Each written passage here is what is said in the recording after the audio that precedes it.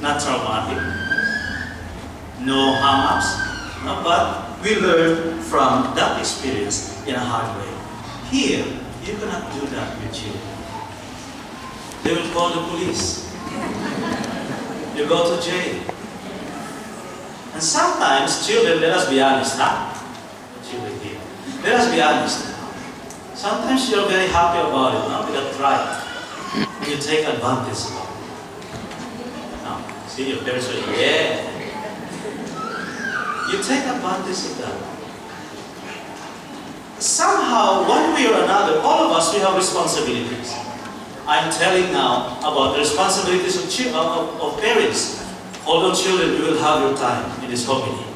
But as of now, just for the parents now, it's not easy to be a good example to your children, to raise them up according to our faith, traditions, and traits, and values. It is not easy, especially in this society that is very secular, very, I would say, materialistic. You work a lot for the good of your family. You buy good houses. You buy good cars. That's why you work. No time for families because you have to pay for 30 years, 25 years. Beautiful house for 30 years. Monthly mortgages. My God. So there's sometimes no more time with the children. No bonding together. I remember my father. I'm glad my parents are not here in this mass now. But last Sunday they were there. And I had to say with great honesty what I had to say in my example. But my father, I remember that when I was young, we really had to be together during dinner. All of us. For two reasons. First, we don't have much food. So we have to share properly. Second, he wants us to be there as a family. All of us, we should be there. What happened now, especially in this society, is that no more time to meet together. With all these junk foods, children are eating everything. And parents coming home, tired, cooking. I'm not hungry, mom. Facing the computer, the Xbox, the TV, and all these things. No more bonding together. I hope you parents, you really find time to really, not to so much force them, but to let them know that having meal together is very important in a family. That is where you share together. My mother, still in blood, my mother's not here, that when she wants to say something to us, the children, and talk about the family matters, she would cook. Not the best one, but she's a good cook. And she would prepare something special. And we come to know, this is something now. No? So all of us will be there for dinner. And then we have our dinner. But before we stand and clean up the dishes, she would start talking about family matters, about how difficult it is financially, about how we should be working together, helping each other to continue the family traditions, and at the same time, especially the difficulties financially. No? And so she would ask, this is what happened to our money, this is what our problems are, and also sometimes she would ask, how about your grades, your school? No? And I have to tell this honestly that among the 5 of us siblings, I am the choleric one when it comes to school. Really, to be honest, I am. And the youngest at the same time, when I was in primary school, really, my average is only 77 to 79. I don't make it to 80. It's already like a miracle if I make it that far. So my father once asked me, can you increase a little bit your grades? And I asked him, what is the government requires? He said, 75. Well, I'm 77. So I passed. But then, In that way, we were invited to really participate in the affairs of the family. And this is my second homily. The second part of my homily comes in, which is the responsibility of children in terms of relationship within families. That all of us are responsible.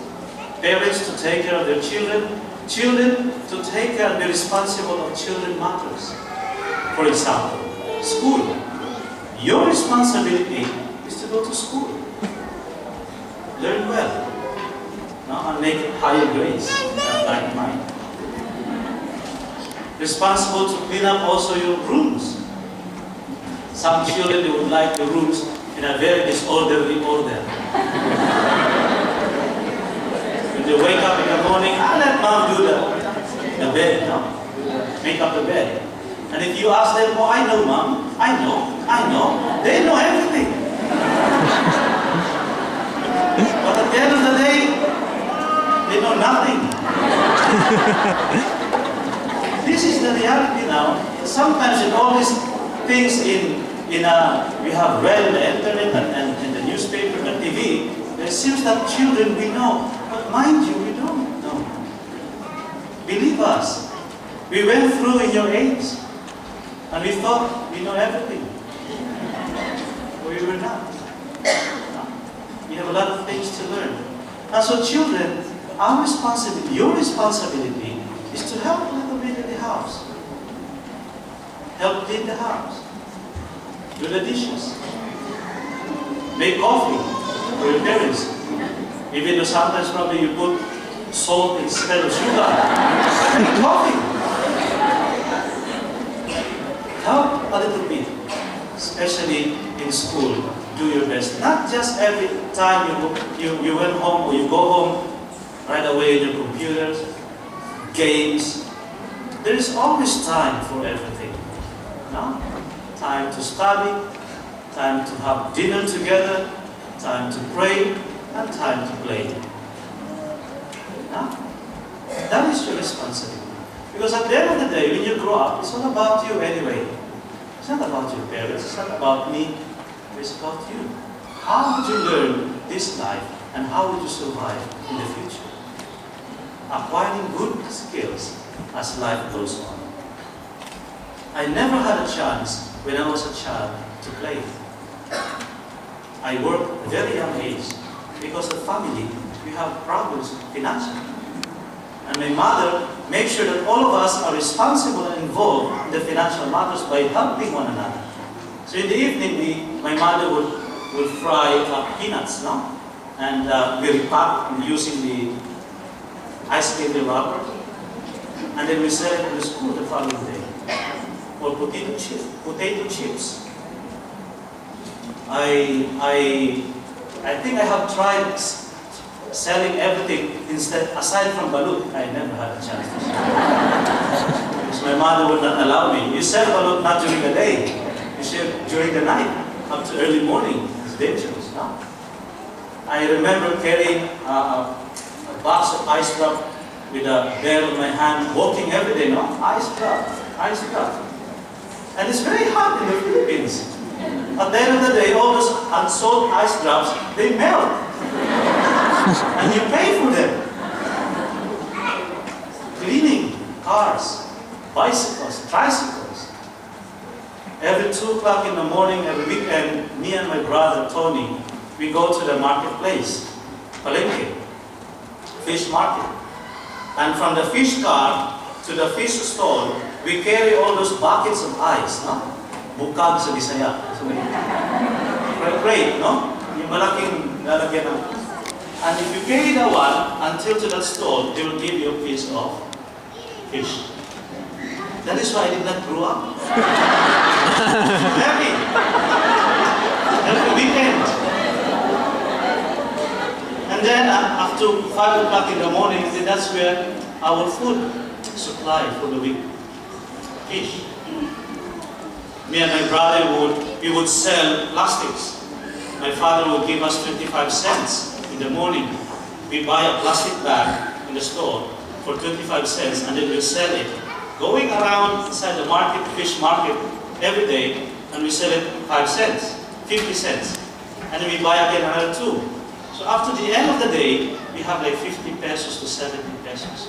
Walking every day. And the mud from your feet reaches up to here. Walking every day. Trying to help the family. Kids, we have responsibility. Of course, it doesn't have to be dramatic as I have. Because as I am. But if you ask your parents, they have also their dramatic stories as well. How they grew up. You're so lucky. Make the most of it and be responsible.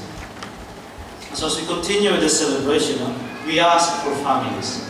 We ask to pray for our families and to pray for our children.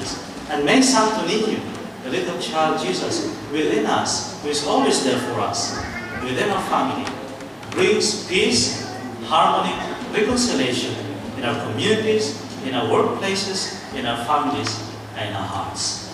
God bless us.